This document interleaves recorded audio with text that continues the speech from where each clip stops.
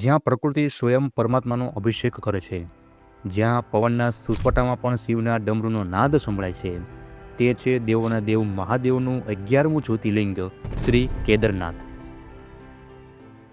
3583 મીટરની ઊંચાઈ પર સ્થિત આ માત્ર એક મંદિર નથી, પરંતુ મનુષ્યની આસ્થા, શિવની શક્તિ અને સમયના પ્રહારો સામે અડીખમ ઊભેલી એક જીવંત સાબિતી છે.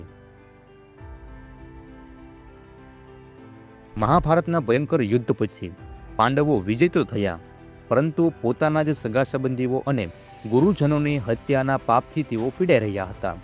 આ પાપમાંથી મુક્તિ મેળવવાનો એકમાત્ર માર્ગ હતો ભગવાન શિવના દર્શન અને તેમની ક્ષમા. પરંતુ શિવ પાંડવોથી રૂઠ હતા. તેઓ પાંડવોને દર્શન આપવા માગતા ન હતા. તેથી તેઓએ કાશી છોડીને ગુપ્ત કાશી અને ત્યાંથી કેદારનાથ તરફ પ્રસ્થાન કર્યું હતું. ભીમે જ્યારે શિવરૂપી વૃષભને પકડ્યો ત્યારે ભગવાન શિવ પાંડવોની આ દ્રઢ ભક્તિ જોઈને પ્રસન્ન થયા અને તેમને પાપ મુક્ત કર્યા. શિવજી જે રૂપમાં જમીનમાં સમાયા હતા, તેમનો પીઠનો ત્રિકોણાકાર ભાગ કેદારનાથમાં રહી ગયો. આજે પણ કેદારનાથમાં શિવલિંગ કોઈ સામાન્ય આકારનું નથી, પરંતુ વૃષભની પીઠના આકારનું એક સ્વયંભૂ શિલા સ્વરૂપ છે. આ જ કારણસર તેને પંચ કેદારમાં સૌથી પવિત્ર માનવામાં આવે છે.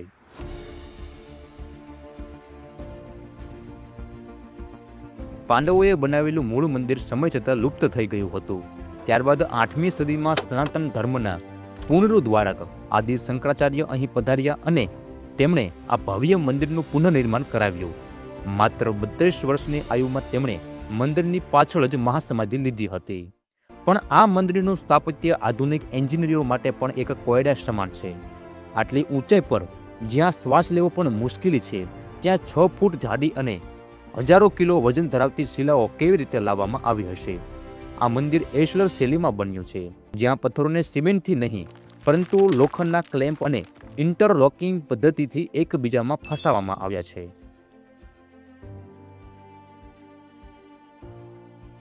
વાડિયા ઇન્સ્ટિટ્યૂટ ઓફ હિમાલય જીઓલોજીના વૈજ્ઞાનિક સંશોધન મુજબ 13મી થી લઈને 17મી સદી વચ્ચે લિટલ આઇસ એજ એટલે કે નાનો હિમયુગ આવ્યો હતો. આ 400 વર્ષ સુધી કેદારનાથ મંદિર સંપૂર્ણપણે બરફ અને ગ્લેશિયરની અંદર દબાયેલું રહ્યું હતું. આજે પણ મંદિરની દિવાલ પર બરફ અને ગ્લેશિયરના ઘસારાના નિશાનો જોઈ શકાય છે. છતાં આશ્ચર્યની વાત એ છે કે આટલા ભયંકર દબાણ અને 400 વર્ષના હિમ પ્રહાર છતાં મંદિરના એક પથ્થરને પણ નુકસાન નહોતું થયું. વર્ષ 2013નો એ ભયંકર જલ પ્રલય, જેણે આખી કેદારનાથ ઘાટીનો વિનાશ કરી નાખ્યો. હજારો લોકોએ જીવ ગુમાવ્યો. બધું જ નષ્ટ થઈ ગયું હતું. પરંતુ મહાદેવનું આ મંદિર વાળ વાંકો થયા વિના અડીખમ ઊભું રહ્યું. પહાડ પરથી તૂટી પડેલી એક વિશાળ શિલાએ શિવના રક્ષક કવચની જેમ મંદિરની પાછળ સ્થાન લઈ લીધું અને વિનાશક પાણીના પ્રવાહને 2 ભાગમાં ચીરી નાખ્યો. વિજ્ઞાન તેને સંયોગ કહે છે, પરંતુ આસ્થા તેને ભીમશિલા માને છે. સ્વયં મહાદેવનો ચમત્કાર, જેણે પોતાનો દરબારની રક્ષા કરી. કેદારનાથની યાત્રા વર્ષમાં માત્ર 6 મહિના માટે જ ખુલે છે. શિયાળામાં અહીં 10 ફૂટથી પણ વધુ બરફ પડે છે.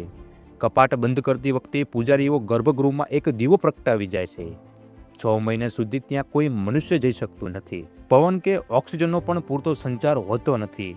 છતાં 6 મહિના પછી જ્યારે કપાટ ખુલે છે, ત્યારે તે અખંડ જ્યોતિ એ જ તેજથી પ્રગટતી જોવા મળે છે.